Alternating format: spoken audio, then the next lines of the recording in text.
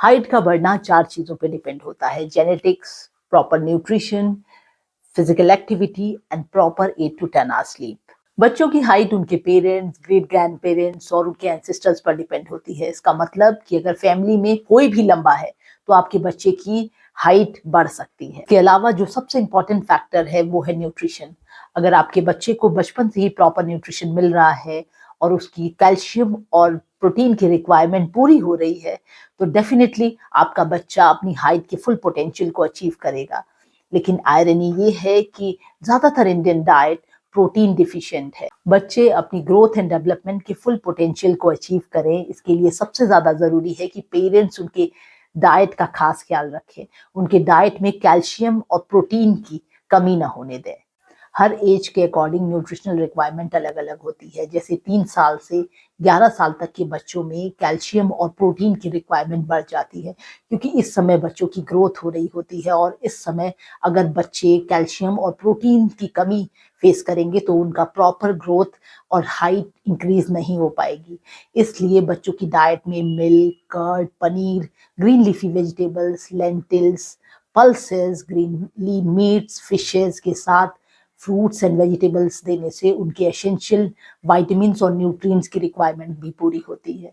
इसके साथ ही विटामिन D3 के सप्लीमेंट्स और प्रॉपर सन एक्सपोजर बच्चों के लिए बेहद जरूरी है, क्योंकि विटामिन D3 बोन फॉर्मेशन के लिए बेहद जरूरी एलिमेंट्स है। अगर इसकी कमी हो जाएगी तो प्रॉपर बच्चों की ग्रोथ नहीं हो पाएगी और हाइट पर एडवर्स इफेक्ट पड़ेगा। अब बात करते हैं 12 से 18 साल तक के एज ग्रुप के बच्चों की। इस एज ग्रुप में बच्चों में आयरन, कैल्शियम और प्रोटीन की एक्स्ट्रा रिक्वायरमेंट होती है, इसलिए डाइट में whole grain, nuts, seeds, pulses, lean meat, dairy products, fishes diet में जरूर इंक्लूड करें। इसके साथ ही विटामिन डी अपने ऑप्टिमल लेवल पर रहे, इसलिए विटामिन डी के सप्लीमेंट्स भी देते रहे। खास तौर से इस एज ग्रुप में यह ध्यान देने की जरूरत है कि बच्चा जंक फूड की तरफ थोड़ा कम आकर्षित हो।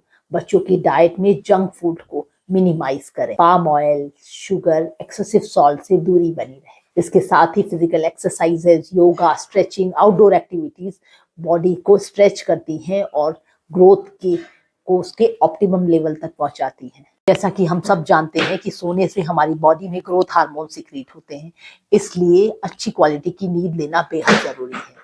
बच्चों की नींद अगर डिप्राइव्ड होती है, बच्चे अच्छी नींद नहीं ले रहे होते तो उनके ग्रोथ हार्मोन कम रिलीज होते हैं, जिससे उनकी हाइट पर नेगेटिव इम्पैक्ट पड़ता है। इसलिए बच्चों को समय से सोना और समय से उठना बेहद जरूरी है। इसके साथ ही सोने से 1 घंटा पहले मोबाइल फोन, स्मार्टफोन्स और टीवी से दूरी बनाए रखें, जिससे बच्चों की नींद अच्छी हो और बच्चों का ओवरऑल ग्रोथ अच्छा हो। कई बार हम देखते हैं कि माँ बाप तो लंबे हैं लेकिन बच्चों की ग्रोथ नहीं हो पाई, या फिर माँ बाप छोटे हैं बट बच्चों की हाइट काफी बढ़ गई।